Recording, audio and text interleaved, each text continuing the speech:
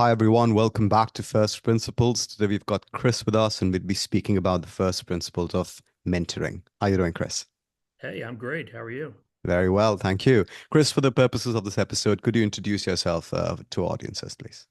My name is Chris Ray. I'm a senior manager for a large organization focusing on project management.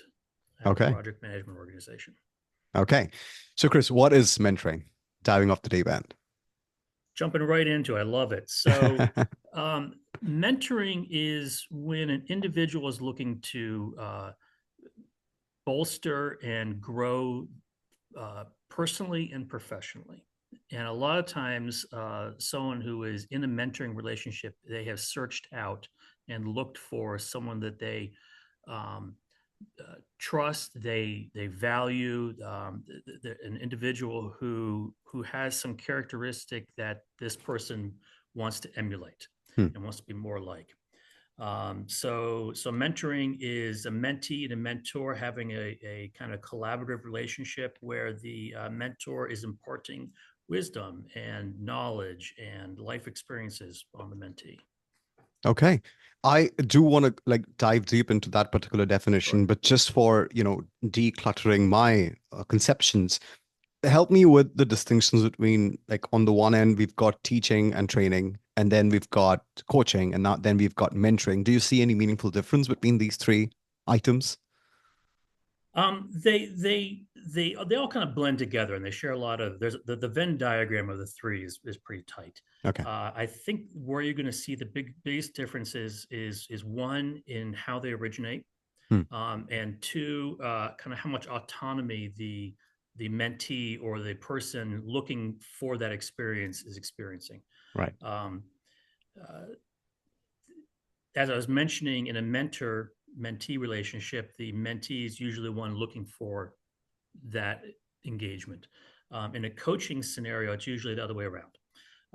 In a coaching scenario, you're going to have an individual's manager or coach, literally, if you're speaking at the sports analogy, is coming to the individual and saying, "Hey, I recognized or noticed that there are some areas that I would like you to tune up, or I would like you to mature in," Hmm. and typically done in a professional setting. And then teaching is pretty, teacher student kind of relationship. The student is can either have been assigned to or have looked searched out the interaction, and that's a very kind of rigid. I am teaching you. You are receiving the knowledge as the Right. student. So in like, let's say, drawing a parallel from university, there's like a Mhm. lecturer, and perhaps sometimes there are 150 students, and then in tutorial setting, especially in the Oxford system, it's one-on-one when it comes to the, tutoring. Sure. Now, here is like one kind of difference, the one-on-one nature of it, or a smaller group nature of it. Is that playing a role Um, here? I think, I think both. If we put teaching off to the side for a moment, Hmm. I think both a coaching and a mentoring relationship can be found both in a group and in a one-on-one setting. Okay. Um, in your one-on-one, you're probably more likely to be thinking about a mentor-mentee kind of relationship. Um, unless it's a very pointed point in time where you might be receiving some coaching from, hey, I just got out of a meeting and my manager is looking to, or my teacher is looking to give me some feedback on a presentation I might have just given, for instance. Right. Um, but a lot of times, if you think about kind of one-on-one scenarios, um, especially like in an institution or in a higher education kind of setting, you might be thinking of, you're sitting down with your professor over a cup of coffee, or you're having a more casual conversation, and the student or the mentee in that case is really looking to absorb information from the professor or the mentor, looking to kind of give that information. So that's how I kind of envision it. And in this scenario, are they just absorbing the mentee? Are they just absorbing the information, or are they also absorbing the mannerisms, the characteristics, and like an actor studying for a role or something like that, and also the heuristics? Sure, all of the above. All Okay. the above. I think it's situational based on what you're imparting. Okay. I mean, if we're talking about a very science-based kind of conversation, the individual's uh, mannerisms and body language is not going to be so important. It's you're talking about a chemical reaction or physics or load and dynamic shifting if you're in the engineering world. Um, uh, but if you're talking about interpersonal relationships, and that's probably where a lot of kind of mentoring is going to take place, then certainly how you present yourself, how you, if I think about a lot of mentoring that I've done for folks around me in a project management environment, for instance, a big part of being a successful project manager is being able to own the room. Hmm. And for some people, that might not be a natural skill they have, and which is, how do you go in and even if you aren't familiar with a lot of the technical nuances of the meeting or the conversation you're about to go in and facilitate, you still as a project manager need to be able to own the room, and that's going to be how you talk, how you project yourself, your level of confidence, even when you're not feeling confident. So, yeah, certainly, in those kinds of mentoring and even coaching relationships, a mentor or a coach may say, when you go in, I want you to sit a certain way. I want you to project yourself. I don't want you to kind of shy away. I want you to hold yourself a certain way. Okay. I have a few naive questions. So, naive Bring it. question number one. Now, is this like a what versus how distinction? So, what is more like, teaching or whatever you can get from wherever, and this is more about the how and let's say the intricate dance that you need to perform, and that's what you want to learn from someone. All of the above? All of the above. Okay. Again. All right. Sure. The if we go back to my project manager example, the what is I need you to own the room, but then the Right. how is how do I physically do that? How do I talk? How do I prepare myself? And I would even toss in the why and the when. Hmm. If we're layering this on, the why is because you need to give the other people in the room the safety as a project manager to feel confident that their project is being managed and is held within the bounds of success.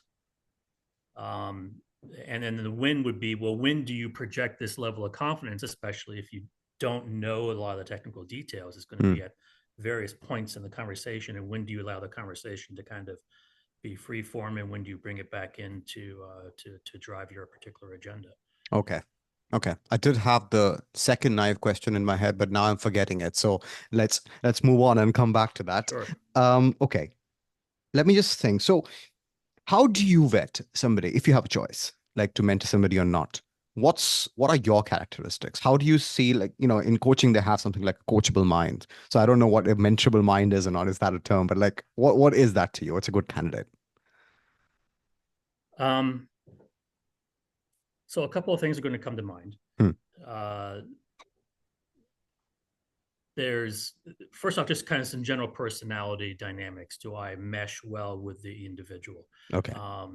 Is this someone that I can have a natural conversation with, or are we, um, for just whatever personality purposes, are we grinding at each other just from a personality perspective? Hmm. Doesn't mean you can't be a successful mentor or mentee or coach relationship. It just means that you might have to approach it a little bit differently, just like you do with any interpersonal relationship. Um, Certainly in a mentor mentee relationship, um, because the mentee is coming to me as a mentor and asking me for things, I'm going to expect the mentee to bring the energy Hmm. to the relationship. I'm not going to chase you down to remind you every week that we have a one-on-one and we're going to sit down and have coffee on Wednesdays. Yeah. I'm going to expect you to show up and be interested in being there. Hmm. So I'm going to drive my energy from your energy, and that's going to be really important. Um, which is a little bit different than a coach kind of scenario. A coach is I'm asking you to do something, Hmm. whether you kind of want to do it or not. And so I'm the one bringing the energy in that case. Right. Right. Right. Okay. Okay. So, and then if somebody is trying to seek out a particular mentor, now what's your suggestion going to be for them? Like for any subject or generally about life? You know, I would look for, I would give, well, first off, I would look for, again, that kind of interpersonal relationship. Is Hmm. there someone who is in a position that, of knowledge or influence, depending on what you're looking for? Um, One that you just find interesting. Right. As a mentee, you don't want to be, you want to be looking, you're looking to an individual because they're scratching a particular itch you have.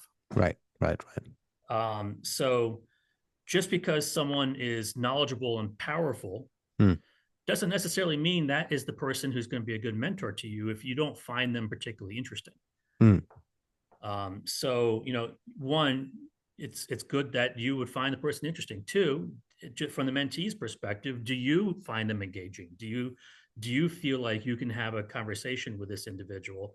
Um, uh, do you feel safe with them? Which is a big point because in these dynamics, um, you are explicitly saying, "I don't have these skills that I'm looking for from you." Yeah. Is that a safe thing to say? Um, yeah, I'm forgetting where I was going with the end of it, but ask more questions on that. Yeah. Yeah. So how important is vulnerability here, both on the mentee side and the mentor side? Like, because that could bring in some friction if there's like showmanship, one-manship going on.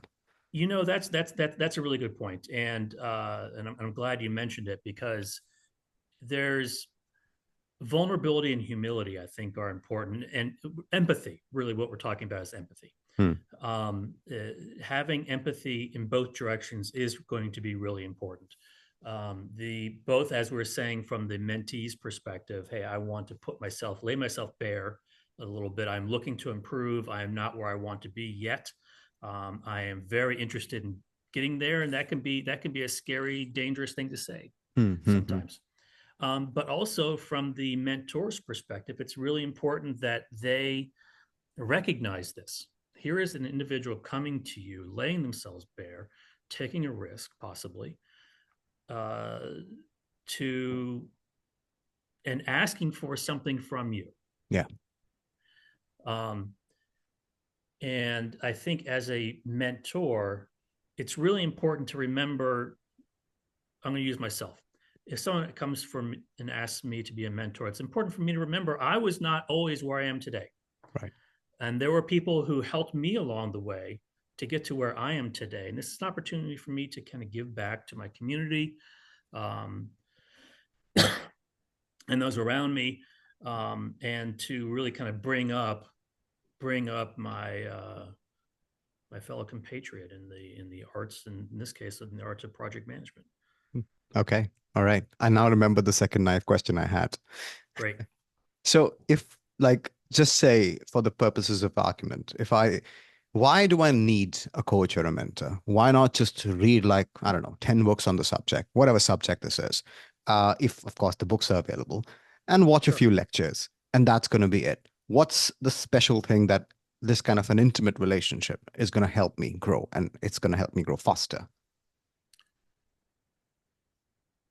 That's a great question. I think this gets to the difference between teaching and mentoring, or Okay. teaching and coaching.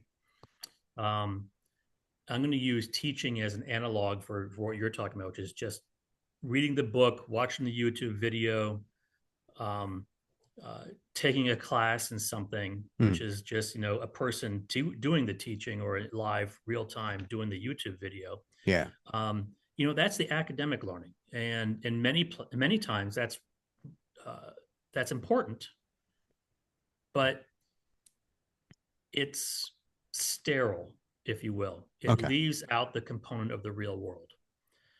It leaves out the component of the human condition, which messes everything up all the time. So, in the art of project management, for instance, we're going to learn about how to put together a project plan and schedules and communication styles and milestones, and all this stuff is going to look great on paper. And as soon as you start executing on it, the whole thing's going to fall apart every single time. It's guaranteed, Right. because of the human condition and because we're all just naturally flawed humans. And that is what really comes from the learning in the real world experience. So Hmm. you're taking the book learning and you're layering in how do you apply that in the real world with real people who have different personalities and um, different things driving them, Right. different reasons for being there in the morning, and it's really hard to just straight up teach those skills.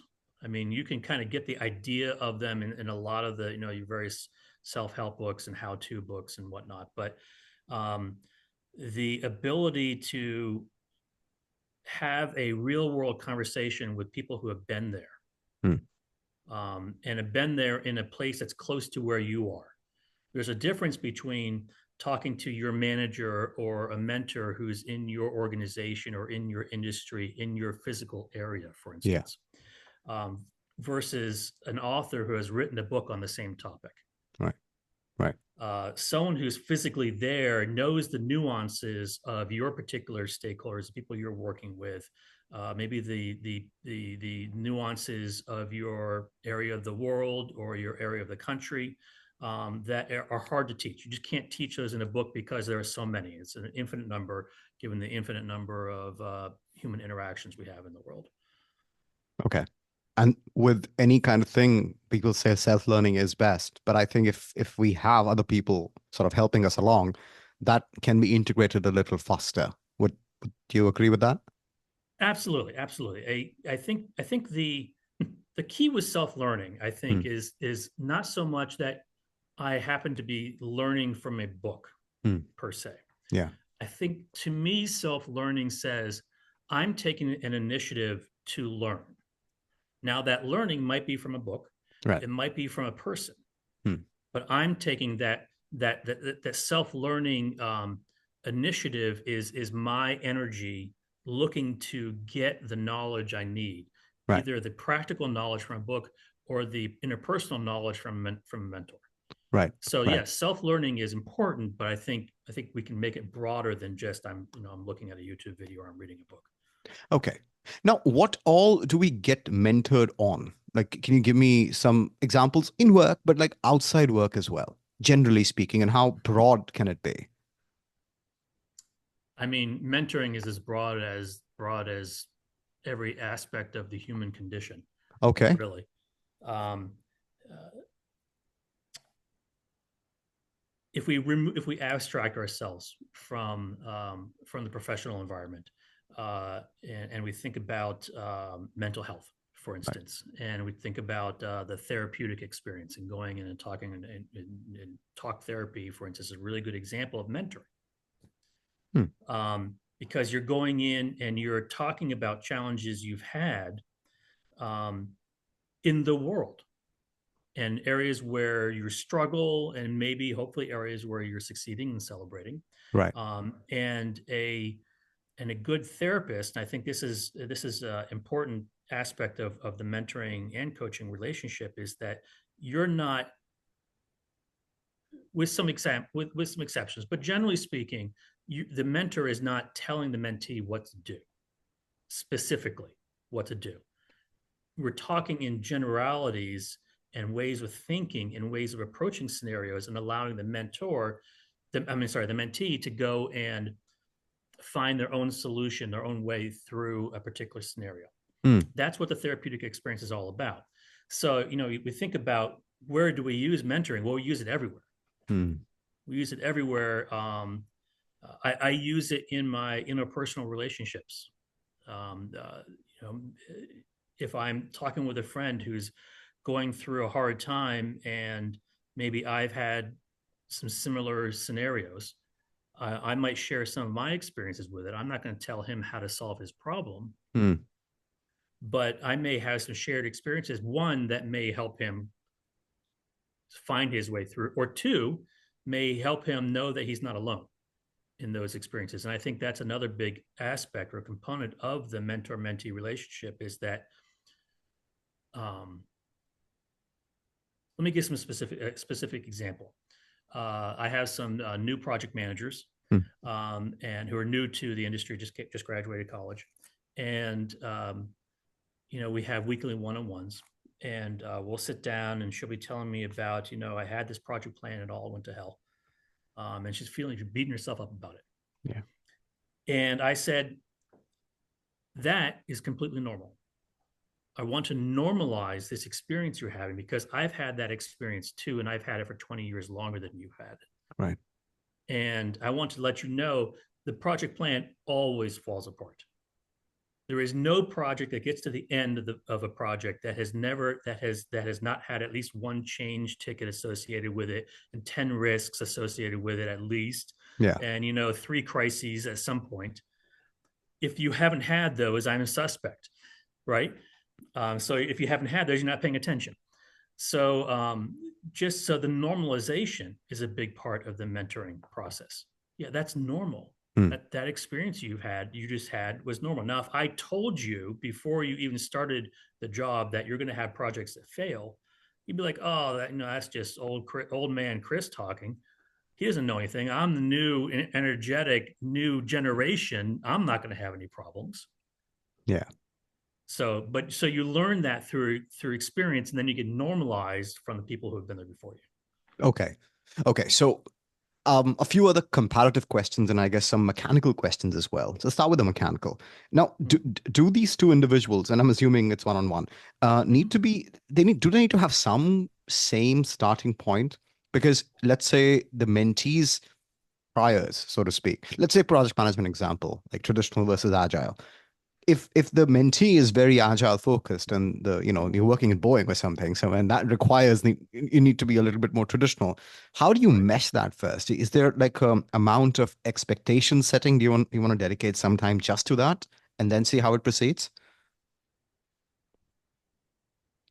Well, I think you can't go wrong with doing expectation setting, Okay. just in general. Hmm. Kind of setting up, I would see in um, any new relationship, you're getting to know each other anyway. I mean, interpersonal relationship, work relationship, you start a new job or new manager, or just new team member you're getting to know each other. What are your shared experiences? Hmm. What's different about me versus you, that just in general, and then what's different about me that may be valuable to you, and vice versa. Right. Um, so if I was the mentor to a mentee who came to me, and we got into these conversations, and I realized that this individual is going to be working in some methodologies that I'm maybe not as familiar with, or Hmm. don't have a lot of day-to-day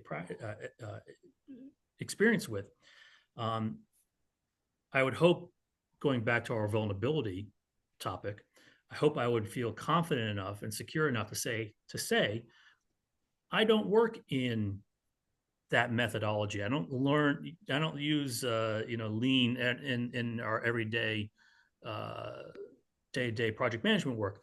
Right. But what I can talk to you about is some of the components that are common in project management, in the art of project management, regardless of the methodology you're using. You're going to Okay. be dealing with stakeholders. You're going to be dealing with schedules, whether it's a lean concept or in um, give me one second. Yeah, Sorry. sure. No worries. I'll just pause it. We're back, folks. Sorry about that. Sorry, you were saying, Chris. I was saying, once we find that there's some differences Hmm. in what our day-to-day life is like, I'm going to talk about where we do have commonalities, because there's always going to be commonalities. Um, if we think about the very specific aspects of, let's say, our job, a Hmm. professional day-to-day, um, if I were to zoom out from that specific into more and more generalities, I'm going to, at some point in the zooming out, find commonality. Hmm. Hmm. Hmm. So if we think about the world of project management, it's going to be maybe in stakeholder engagements. It's going to be talking about schedules. It's going to be talking about communications. It's going to be talking about just what do I do when everything goes wrong. Right. Um, and then the methodology is that's just the screwdriver and the hammer I'm using to implement these ideas to get me to my finish line. Okay.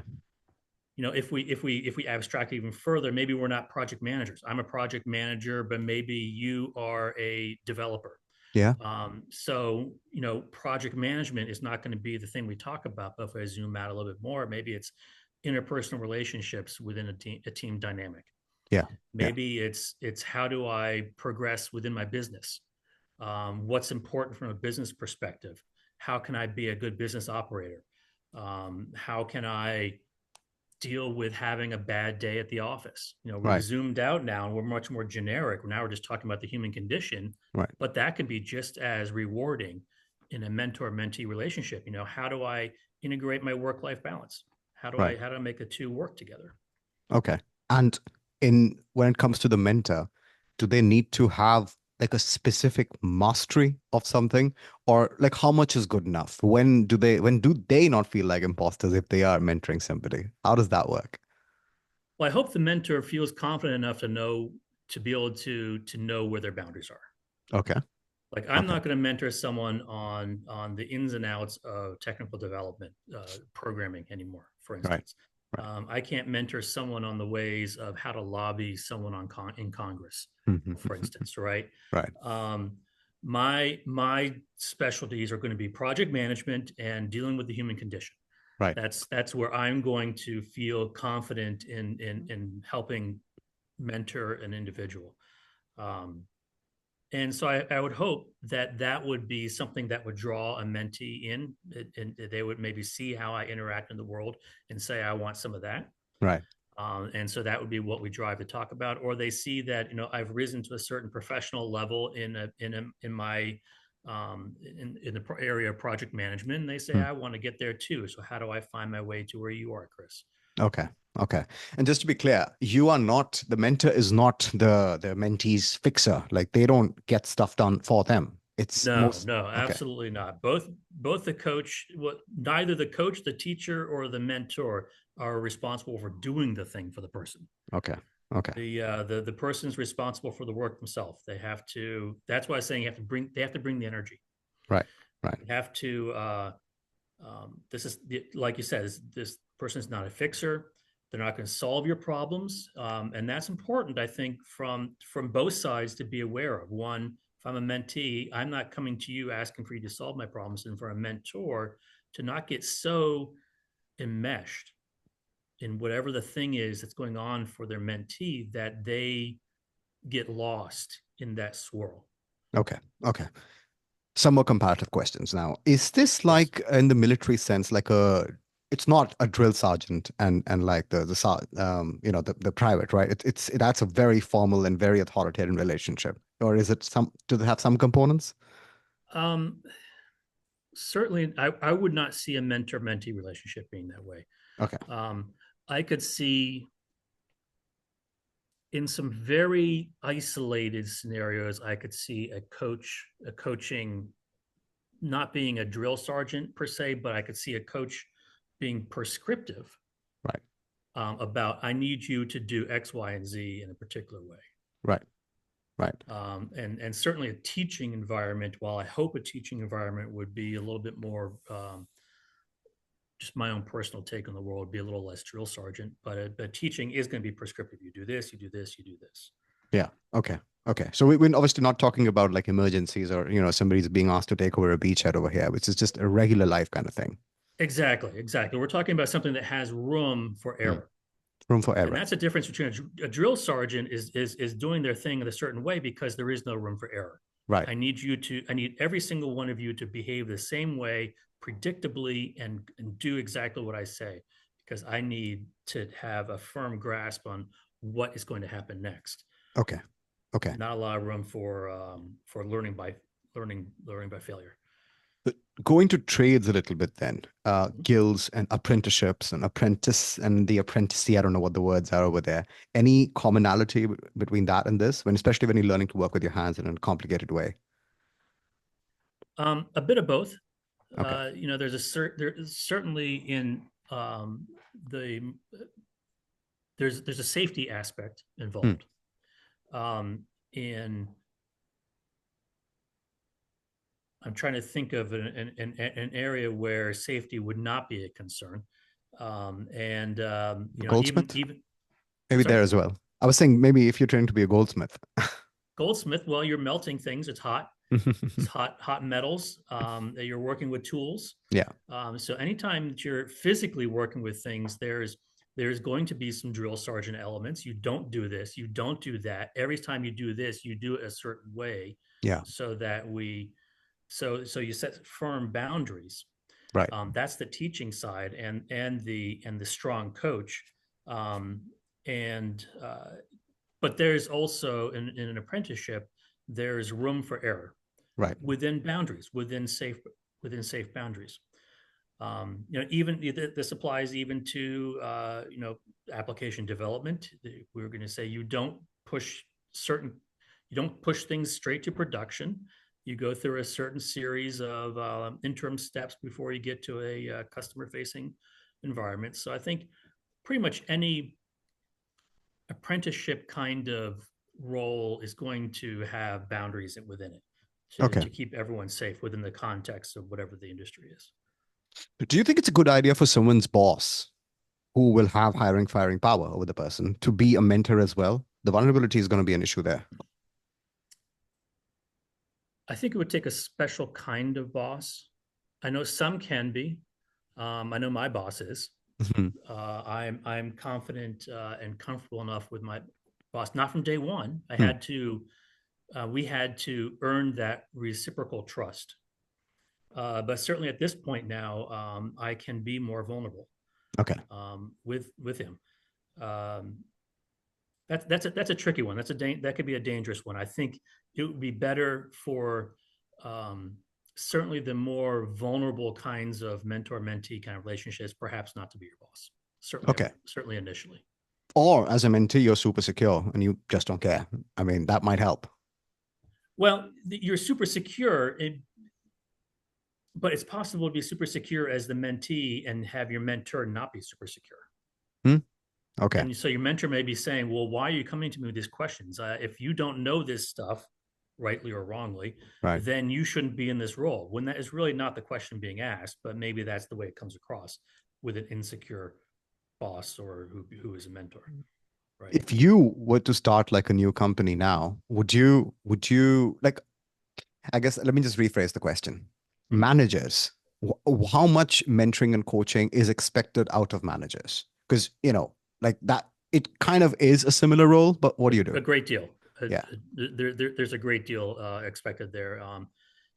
In many regards, the one of the largest components of being of a day-to-day manager's job is that mentoring and coaching specifically mentoring in a more targeted way. Right. You're because you're coaching your team, Right. assuming you have direct reports. And even if you have indirect reports, you have a team of people that you're looking to kind of march in a particular direction and Yeah. accomplish a particular task. Yeah. Um, you're coaching them, Hmm. whether you realize it or not. So hopefully you're acknowledging that you are a coach and that you're treating that role with the respect it requires. So in the management development programs, internally or externally, like MBAs or whatever the internal things are with companies, I'm hoping this kind of behavior can be rectified or rooted out if you're very insecure as a person or very like flippant Sure. or something like that. That's interesting. The organization I'm at has does enrolls all of their new managers in some manager fundamental boot camps, Hmm. where we go through a lot of these topics I've talked about. And in addition to things like having difficult conversations and reducing bias and all those other necessary skills, um, a big part of what the organization I'm at, what they're looking to accomplish is putting in place these good soft skills, these good manager skills, these good coaching skills, so that you can really understand where your team members are in various arcs of professional and interpersonal development, and how to best meet that person where they are and bring them up to the next level, whatever the next level is. Right. What point do you basically tell the mentee that, hey, this is not my area of expertise, but I do think you really need to like step up on this, and I recommend this person, and then maybe set that up for them. I'll give you an example. Like, let's say I'm Mhm. really scared when it comes to impromptu conversations, and then you suggest I go take an improv class and really become good at that, right? Rather than just like reading out a Sure, script. So sure. how do you do that? So I think it's important to know from the beginning when the mentor-mentee relationship is going to be done. Okay. As a starting point. As a Okay. starting point, I think it's good to know one that the relationship is not necessarily, probably not an indefinite relationship. You probably have some goals in mind. I'm Hmm. I'm coming to you with the goal of getting my PMP in the project management world, Right. or getting a promotion to the next level, or helping me be a more effective team member, or Hmm. you have some goal, whether it's highly measurable or not. You have some goal in mind, um, because that sets the expectation that there is an endpoint at some point. Now you can renew at that point. Hey, maybe I got my PMP, I've really enjoyed, now I really like to continue on to the next thing. How do I become a manager now? Right. What have you. Right. But you're reset. um, So that's important. You're saying that. that's I think that's very important, Hmm. because then when if you set that expectation that this is a temporary engagement, if you Hmm.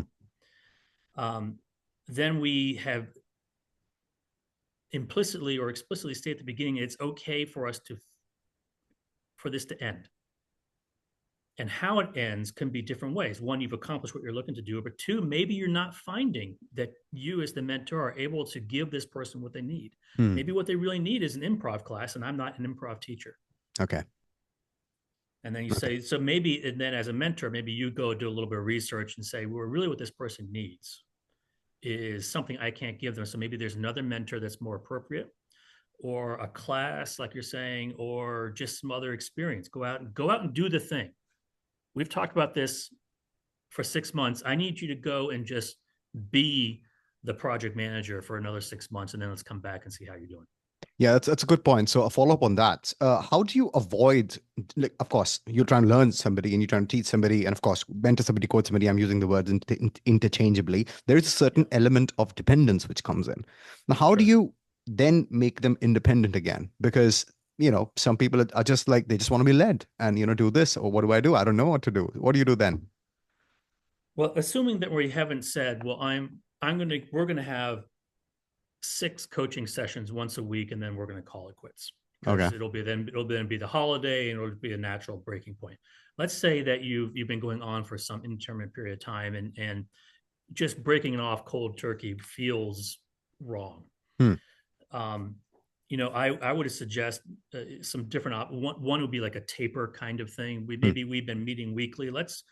What I want to do is I want to go um, every other week for the next month, and then we're going to go monthly for 2 months, and let's see how it goes. Right.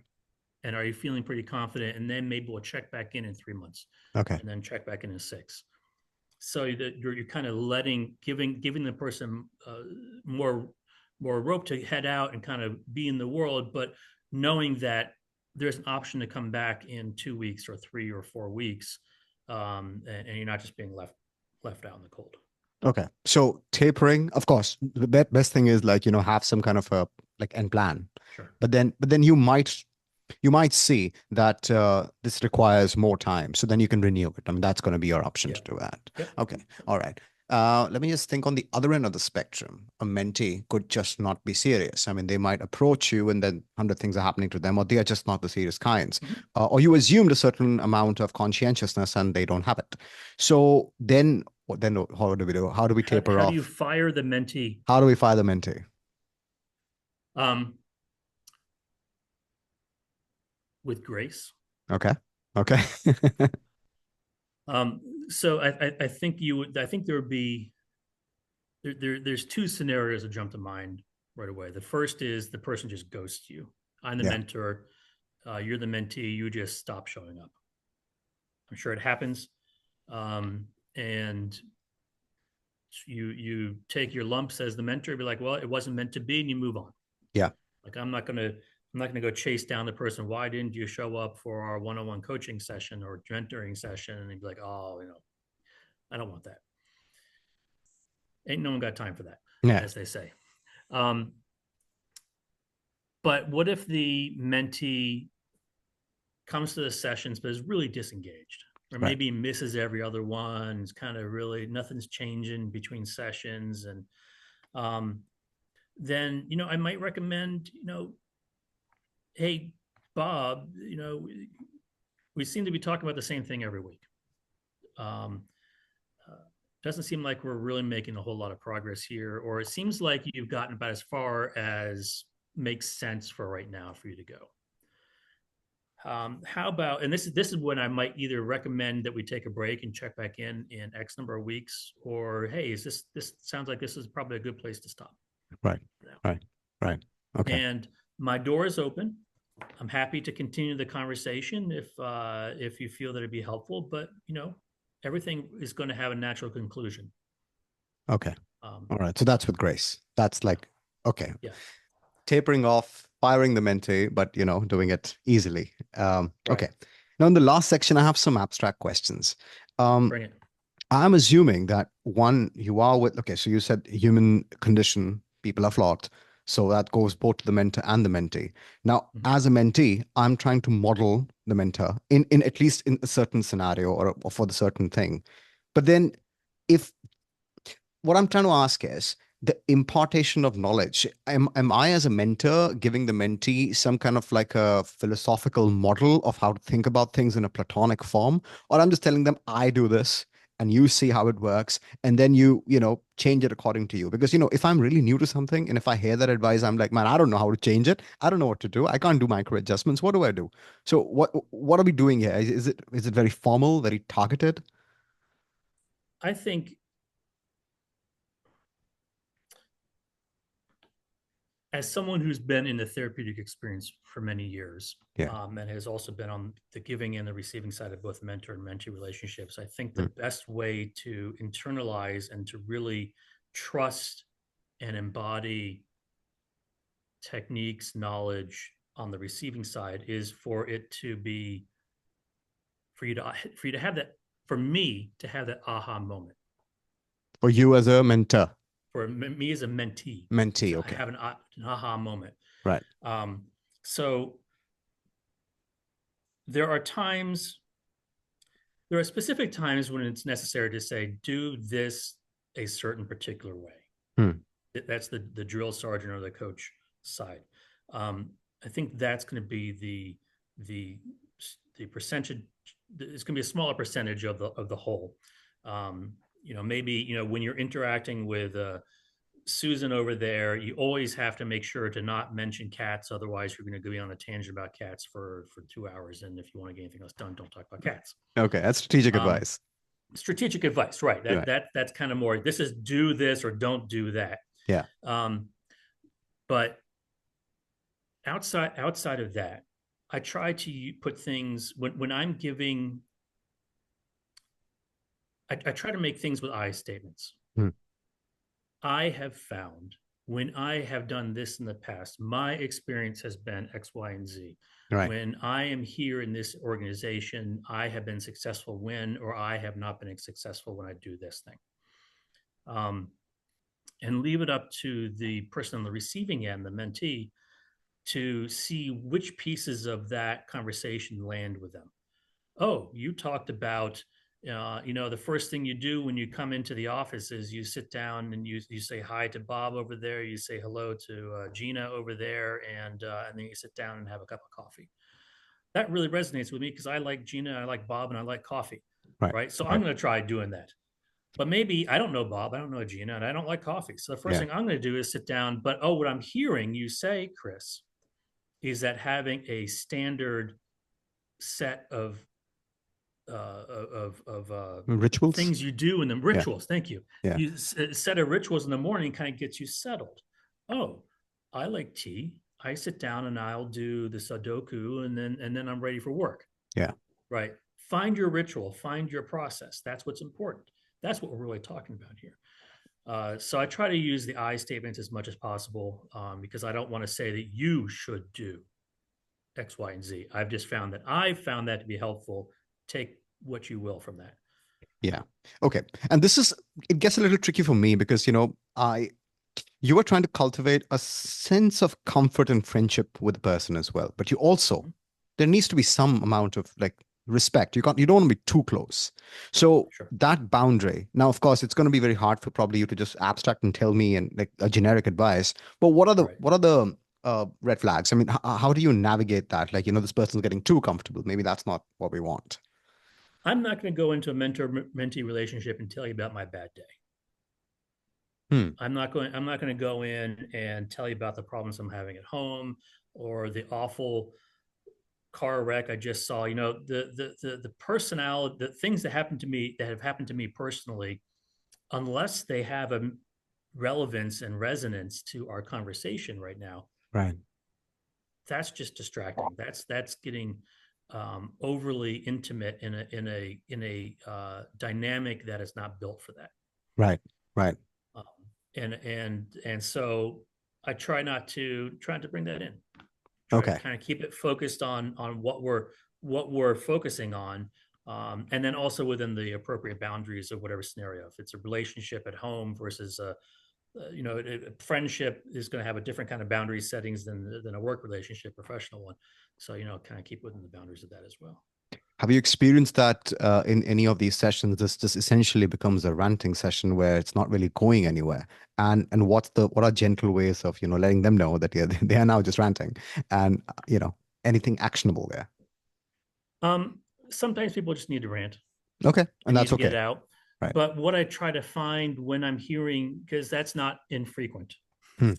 that because that's the human condition, right? We run into scenarios that are difficult or frustrating, and what I try to pull out of those kinds of ranting sessions are either one, validating. It makes sense that you are frustrated by this Right. because those people were really awful. Now let's Right. talk about, how were you able to navigate your way through that difficult time, Okay. right? Right. Or that's normal. Or when I found myself in a situation like that, here is how I made found my way through that difficult time. Right. Right. Right. Right. Right. Okay. Okay. But it's not always a bad thing to just let them speak because it just might be a one-off or whatever. I think it's really important to try to allow the mentee to drive as much as possible, Right. Right. um, because I want to hear what they've tried, what they've experienced, so that either I can, like I was saying, I can validate that experience, or I can help suggest some other or alternate ways to relate or be in that scenario, um, or other ways of thinking their way through before that scenario happens or after it happens. So the person's ranting for a reason, Hmm. and the rant is usually where they're stuck, Right. or where they're having a challenge. So if the person wants to come and talk to you about something, that's gold. That's Okay. gold. All right. Okay. And is there any meaningful difference between a consultant or strategist versus a mentor in this scenario? Because, you said that element comes in as well. And these lines are so fuzzy, but Well, a consultant's getting paid for it. Um, I mean, in many regards, a consultant is a business professional coach, Okay. in the truest form of the consultancy. If it's a particularly effective, because I've been a consultant before, Right. before my current organization, that was my whole bread and butter. So a particularly effective consultant, I think, is going to be someone who leads helps guide the organization or group through whatever the immediate challenge is, whether it's a project they need to get through or deliverable they're trying to accomplish or something you're building, but then leaves the group with new skills, Right. so that they can do it in the future. Right. Right. So that they have a certain amount of autonomy and it's not, so they are not like, outsourcing isn't really going on over here. They've kind of come to learn it in a certain way. Right, exactly. And that's a good point, is that outsourcing is I'm just handing the whole thing off to you. You just do the whole thing. I don't even want to pay attention to it. Yeah. Tell it to me when it's done. Yeah. Consulting is you are actively engaged together Hmm. through through the experience of whatever the thing is. Right, right. Okay. As the last question, and that's why I need Sure. some time to set this up. If someone is feeling stuck, they kind of feel like they need help. So, what would you suggest? Like, first of all, when is it a good time to approach people who might be possible mentors? And what should a mentee do to, try and establish a relationship? Like, let's say you're reaching out to somebody on LinkedIn and for something or the other. Now, it's not a transactional relationship, and the other person also needs to say yes. And I don't know if there's any money changing hands. Generally, that's a cleaner transaction. Otherwise, it's not. What do you Right. do then? Like, when do you know you need a mentor? And then once you have it, how do you vet them? And then how do you conduct a decent relationship so that it's meaningful? Good questions. I said one, but I'm Um, sorry.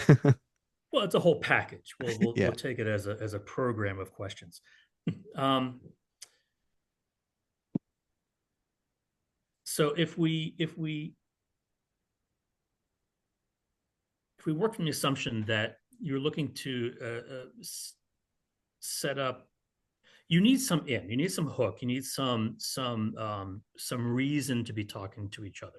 Right. Certainly, if you're both working in the same organization or you're part of the same professional social club or whatever, Hmm. then you have that natural a reason to be talking to each other. Yeah. Um,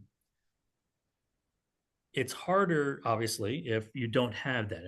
If you've been following someone, let's say you're on LinkedIn, and you see one of your friends' bosses. You've been following their career for a while, and you've seen them in the news, or maybe you ran into them at a cocktail party or something, and you just admire them. Yeah. How do you broach that topic? Um, Carefully. Um, it's I don't have this is where my mentoring would turn on here. I think Yeah. I don't think that there is a necessarily a a rote, here are the four steps you do and then you can be a mentor Yeah. mentee relationship. You need to um, find a way to talk to the individual. You could, you know, toss a message straight to them and hope that it lands. It's probably not going to. Hmm. um, so maybe you look for a shared introduction from that friend. Right. Some other you network. You build your network. Is really what we're talking about here, and try to find some common interests, and then be upfront. You know, if hey Joe, I've really admired your work for a long time. I know that you worked with Sally, my friend, and I'm really hoping that and I'm really hoping that you might have some words of advice or wisdom from me in my professional growth. And I would love to buy you a cup of coffee sometime and see if we could just chat about your experiences and how you've been successful. Okay. Okay. All right. So that's a good in. And also you kind of offering them courtesy by, taking them out for a coffee or something. Right. You're setting up and offering for a low risk kind of scenario where you have a reason to be together. You're having a cup of coffee, and it's just a cup of coffee. Right. And maybe you're willing to go to their place of work or somewhere nearby, so it's a low effort for them to just go downstairs and get a cup of coffee. For maybe be more specific. I was wondering if we could have spend 15 minutes over a cup of coffee, and you could just kind of give me a few pointers, Right. Right. um, Right. Right. But don't and see like where it goes. don't send them like a barrage of questions just with the introductory email as well. But don't be too vague either. I would, think about it how you want to receive it on the other side. Hmm. Here's Hmm. someone you don't really know or Yeah. don't know at all. Yeah. Um, you know, unless you're of a particular kind of personality, getting a laundry list of interview questions is probably going to be a turnoff. Yeah. Yeah. Yeah. So, Yeah. Yeah. yeah, Well. Okay. Well, Chris, thank you very much. Do stay around for like 5 minutes after the recording sure. ends. And any last parting thoughts? This has been great. I think I encourage everyone to find the mentor or be the mentor that they wish they had. Awesome. All right, folks. Bye bye. Bye bye.